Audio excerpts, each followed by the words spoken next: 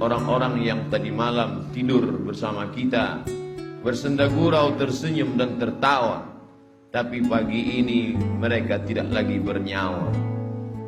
Banyak yang ingin minta panjang umur, Allahumma tawwil umrana, panjangkan umur kami. Tapi takdir berkata lain. Idza jaa ajaluhum, kalau ajal sampai, la yastakhiruna sa'atan, tidak dapat ditunda walau sesaat. Wala yastaqdimun, tidak pula dapat dimajukan walaupun sesaat. Sebagiannya mati, tapi sebagian lagi masih hidup, bernyawa, tapi tetap tidak dapat bangkit dari tempat tidur. Meleleh air matanya mendengarkan suara azan masuk ke dalam ruang-ruang rumah sakit. Hayya 'alas shalah.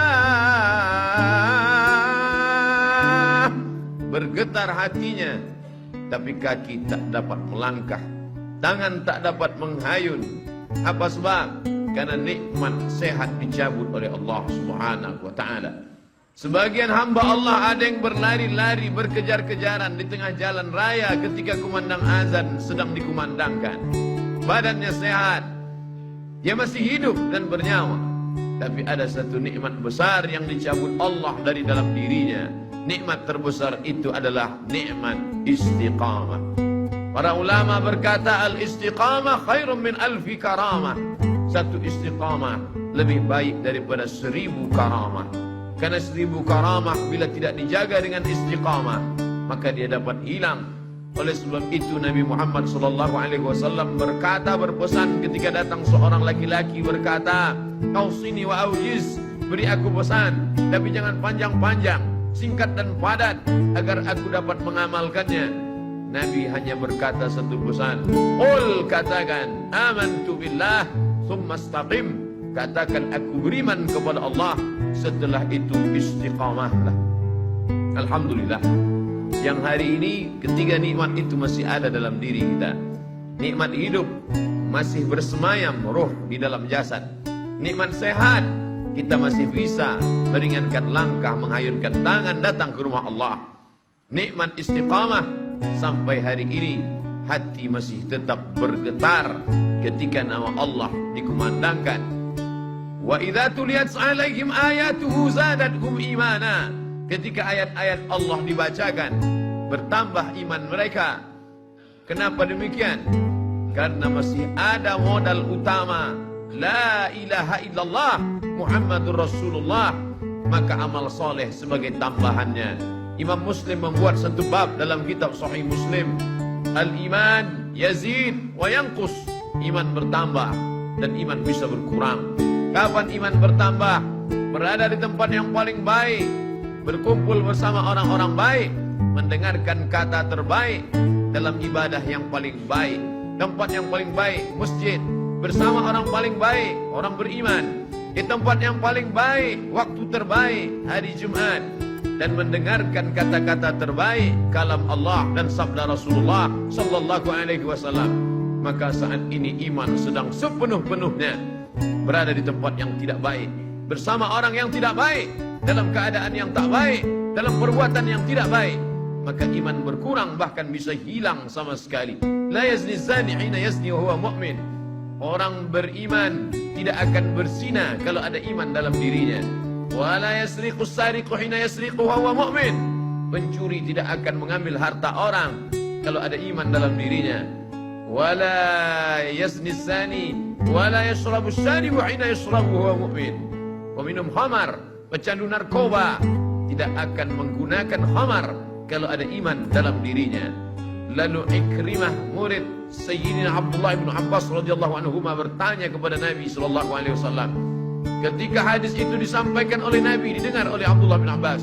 Ketika Abdullah bin Abbas menyampaikan hadis itu, didengar oleh Ikrimah. Ikrimah bertanya, "Ayunza'ul iman?" Ayunza'ul iman? Apakah iman bisa tercabut? Apakah iman bisa lepas dari badan? Lalu kemudian syabbaka baina asabi'ihi. Abdullah bin Abbas menjalinkan jari jemarinya. Thumma naza'ahu. Kemudian dia lepaskan. Lalu dia berkata, hakadha yunza'ul iman. Beginilah iman terlepas dari badan. Hina taba, ketika orang itu bertobat, ada, maka iman masuk lagi ke dalam badan.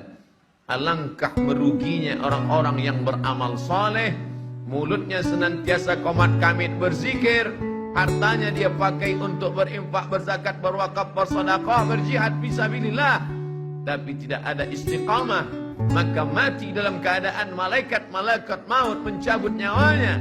Ketika itu iman tidak ada dalam dirinya. Wa qadimna ila ma 'amilu min 'amalin, saatnya nanti datang malaikat membawakan amal-amalnya. Ini anak yatim yang kau sekolahkan, ini panti jompo yang kau bangun, ini infak, zakat, wakaf, sedekahmu. Faja'alnahu haba'an mansura, tapi kami jadikan amalnya itu seperti debu yang ditiup angin, tak bermakna di hadapan Allah. Mengapa? Karena tidak ada iman. Itulah yang membedakan orang beramal soleh dengan tidak beramal soleh. Illalladzina amanu, kecuali orang yang beriman, wa amilus salihati, dan beramal soleh. Berapa banyak mereka membangun tempat-tempat sosial, panti-panti menampung orang miskin susah melarat, tapi tak bernilai hampa di hadapan Allah. Balasannya langsung di dunia, di akhirat mereka hanya tinggal menerima azabnya saja. Oleh sebab itu satu-satunya yang menyelamatkan kita adalah iman kepada Allah Subhanahu wa ta'ala. Inilah yang kita tanamkan ke dalam kepala anak-anak kita. Yang sesungguhnya kita tidak pernah menerima anak itu dalam keadaan kosong dan hampa. Tidak ada seorang pun dari kita yang istrinya mengandung 9 bulan 10 hari lamanya melahirkan anak dalam keadaan kosong. Mereka sudah diisi dengan satu program. Karena sebelum roh itu dibawa oleh malaikat ke dalam rahim, roh sudah siap, sudah bersaksi bersyahadat di hadapan Allah Subhanahu wa ta'ala. Wa iz, ingatlah. Mengapa Allah awali ayat itu dengan kata ingatlah? Karena banyak orang yang tidak ingat, mereka lupa.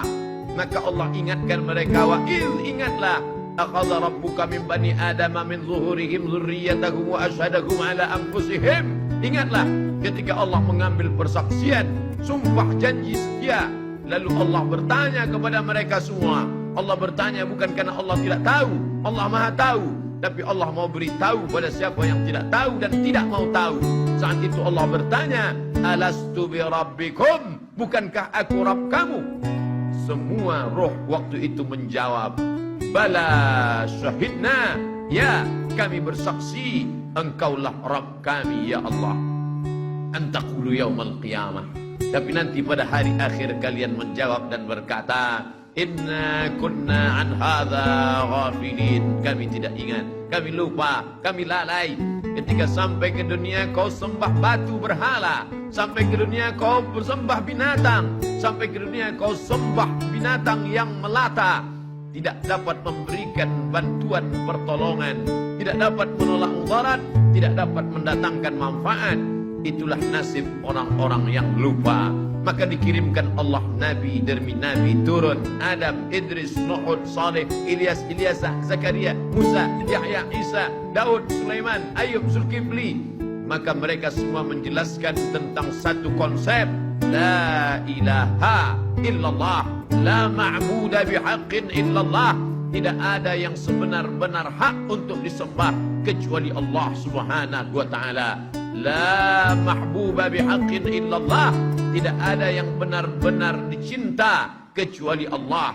Cinta kepada anak, anak akan durhaka. Cinta kepada pasangan hidup, mereka akan mati meninggalkan kita. Cinta kepada harta, harta akan binasa. Cinta kepada kuasa, kuasa akan sirna.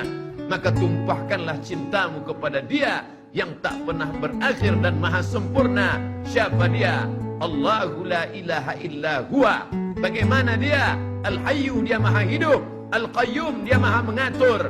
Dia tidak hanya sekedar hidup, tapi Dia juga mengatur segala kehidupan. La tasqutu min waraqatin illa ya'lamuha. Tidak ada satu daun pun yang gugur melainkan dalam pengetahuannya yang sempurna. Apakah Dia mengawasi aku? Apakah Dia melihat aku? Apakah Dia senantiasa memandang? La ta'khudhuhu sinatun wala naum. Dia tak pernah mengantuk, Dia tidak pernah tidur. Kalau takut berbuat dosa karena atasan, atasan akan tertidur. Kalau takut berbuat salah karena orang tua akan mengantuk. kalau takut berbuat zalim karena orang lain petugas keamanan, maka mereka pun akan meninggalkan kita. Tapi kita takut karena dia la ta'khudhuhu sinatun wala naum. Berkuasakah dia? Sehebat apa kekuasaannya? Lahu ma fis samawati wa ma fil ard. Apa yang ada di langit, apa yang ada di bumi, semua milik dia. Tu'izzu man tasha, siapa yang mau kau angkat setinggi-tingginya. Wa tudhillu man tasha, siapa yang mau kau hinakan, kau rendahkan, kau jatuhkan serendah-rendahnya. Biadikal khair, dalam genggaman kuasamu ada segala kebaikan ya Allah.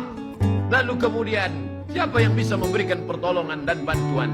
Man dzalladzi yashfa'u 'indahu illa bi'idnih. Semua dengan izinnya. Tanpa izinnya tak ada yang berlaku di atas muka bumi Allah Subhanahu wa ta'ala.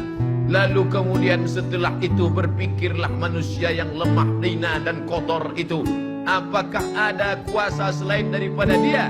Tidak ada yang berkuasa kecuali kuasa hanya dia saja. Wal awwalu, dia yang pertama. Wal akhiru, dia yang terakhir. Tapi dia tak berawal dan tidak berakhir. Semua yang berawal dan berakhir akan binasa. Mengapa dikatakan dia yang pertama? Sebelum ada alam semesta, dia sendirian sudah ada. Maka dia katakan huwal awwalu. Mengapa dikatakan huwal akhiru? Dia tidak pernah berakhir. Makna al-akhiru